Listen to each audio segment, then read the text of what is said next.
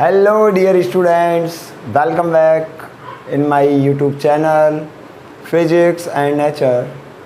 और मैं नरोत्तम सिंह आपके लिए फिर से लेकर आया हूँ कुछ नए क्वेश्चंस क्लास 11th के चैप्टर नंबर 3 से। और ये चैप्टर का नाम है मोशन इन ए प्लेन।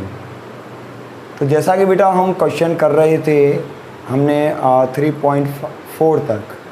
3.4 तक क्वेश्चन लगा लिए थे।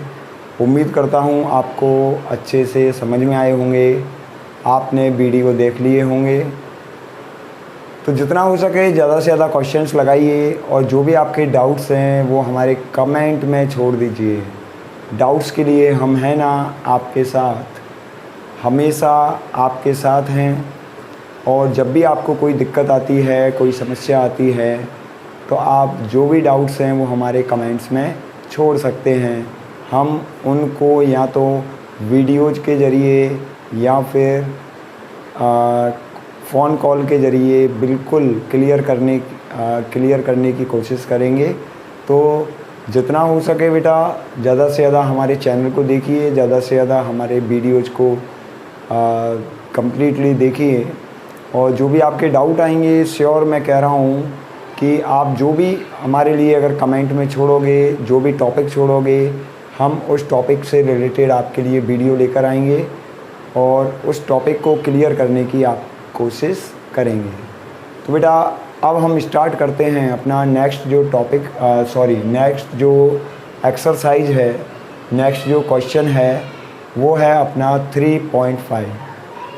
ओके बेटा, तो देखिए जैसा कि क्वेश्चन आपकी स्क्रीन पर शो है,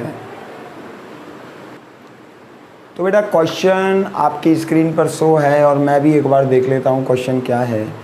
3.5 जो क्वेश्चन है वो क्वेश्चन किस तरीके से है कि read each statement below carefully and state with reasons if it is true और फॉल्स। इसमें कुछ स्टेटमेंट गिवन है हमें क्वेश्चन में, और उन स्टेटमेंट में हमें ये बताना है कि वो स्टेटमेंट ट्रू है या फिर वो स्टेटमेंट फॉल्स है। तो इसमें पहला जो स्टेटमेंट है वो पहला स्टेटमेंट कुछ ऐसे है, the magnitude of A vector is always a scalar. जो मैग्नीट्यूड है वेक्टर का वो हमेशा क्या है, स्केलर है। हमें ये बताना है इसमें कि ये स्टेटमेंट ट्रू है और फॉल्स है। तो बेटा जैसा कि हम वेक्टर में पढ़ के आ चुके हैं और आप में से कईयों ने वेक्टर नहीं पढ़े हैं, तो हमारे वीडियोज पर जाइएगा, वहाँ वेक्टर बिल्कुल अच्छे से क्लियर किए हुए हैं।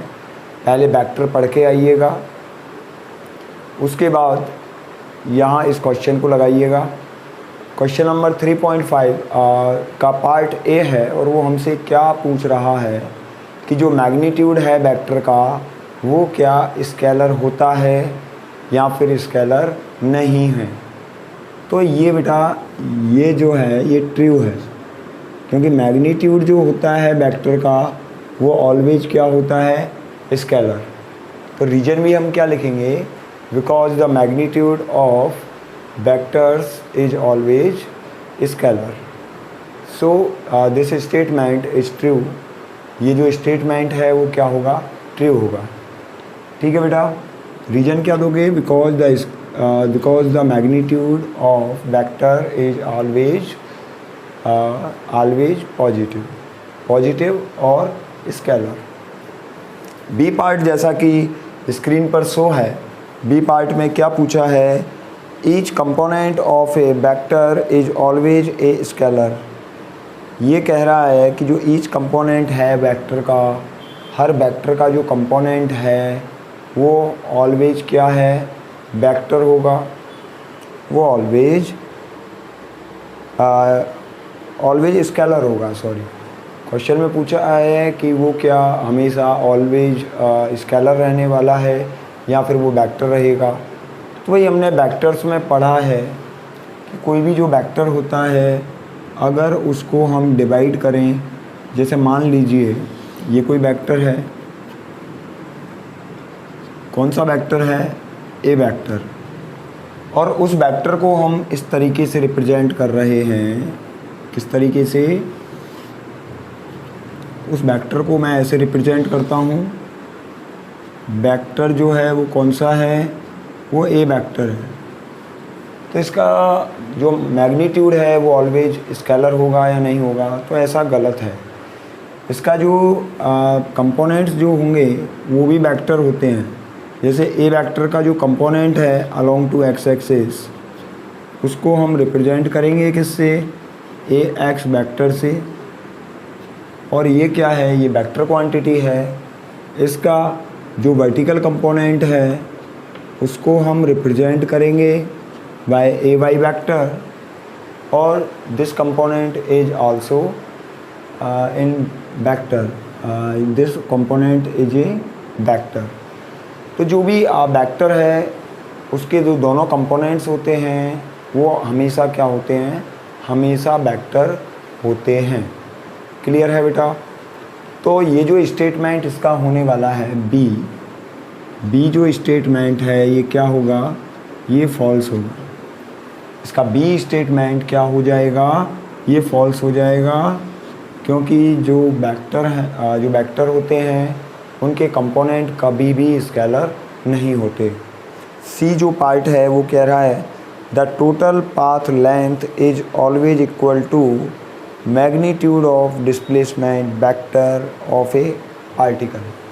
क्वेश्चन कुछ इस तरीके से कह रहा है कि जो टोटल लेंथ है किसकी, पाथ की, वो हमेशा डिस्प्लेसमेंट के ही इक्वल है या फिर नहीं है।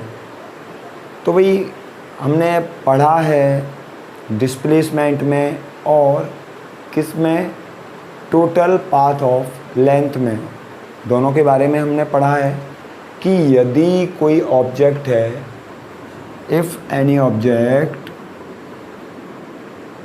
Is in motion along to straight line, अगर वो स्ट्रेट लाइन के अलोंग क्या कर रहा है, मोशन कर रहा है, कोई भी ऑब्जेक्ट है, तो उसका जो डिस्प्लेसमेंट होगा उस टाइम में, उसका जो डिस्प्लेसमेंट होगा वो ही टोटल लेंथ ऑफ पाथ के क्या होगा, इक्वल होगा। Total length of path will be equal to displacement, will be equal to displacement.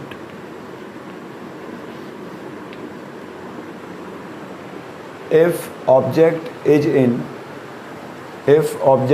in motion under straight line, अगर कोई ऑब्जेक्ट है और वो स्ट्रेट लाइन में मोशन कर रहा है, तो उस टाइम उसका जो टोटल लेंथ है पाथ की वो डिस्प्लेसमेंट के इक्वल होती है।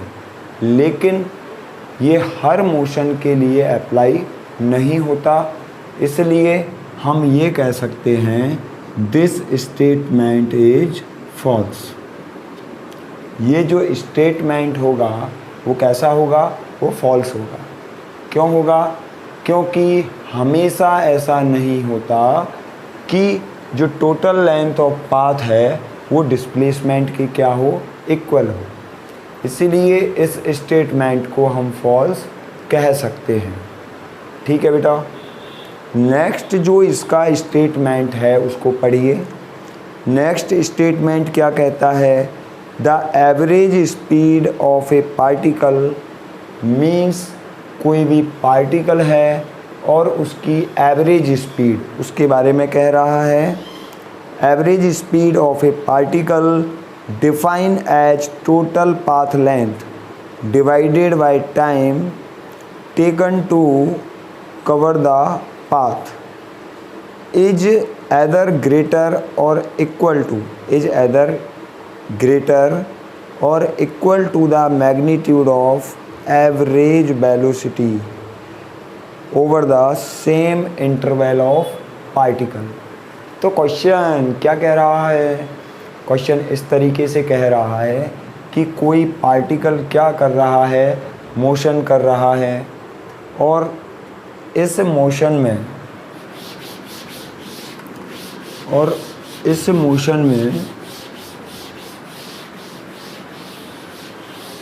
उसकी जो एवरेज स्पीड है, उसकी जो एवरेज स्पीड जो होती है, वो एवरेज स्पीड हमेशा average speed is always greater और equal to average velocity. Average velocity. Question ये कह रहा है कि जो पार्टिकल है उसकी एवरेज स्पीड हमेशा एवरेज वेलोसिटी से ग्रेटर और या फिर उसके इक्वल होती है। तो ऐसा ही होता है, it is the true statement because average speed, we return the average speed is equal to total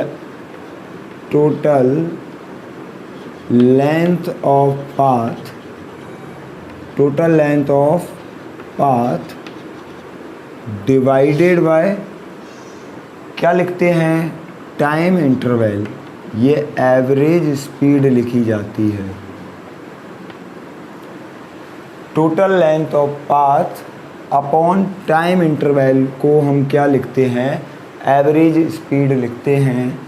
और जैसा कि हम जानते हैं कि टोटल लेंथ ऑफ पाथ है वो इज ऑलवेज ग्रेटर टू, हम ऐसे लिख सकते हैं ना, average velocity means displacement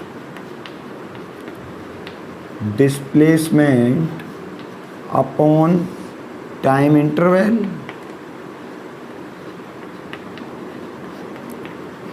displacement upon time interval, इसको लिख सकते हैं हम एवरेज वेलोसिटी को लिख सकते हैं। और जैसा हम जानते हैं टोटल लेंथ जो होती है पाथ की वो हमेशा ग्रेटर होती है, और किससे ग्रेटर होती है, डिस्प्लेसमेंट से ग्रेटर होती है। इसलिए, और या फिर उसके इक्वल भी हो सकती है।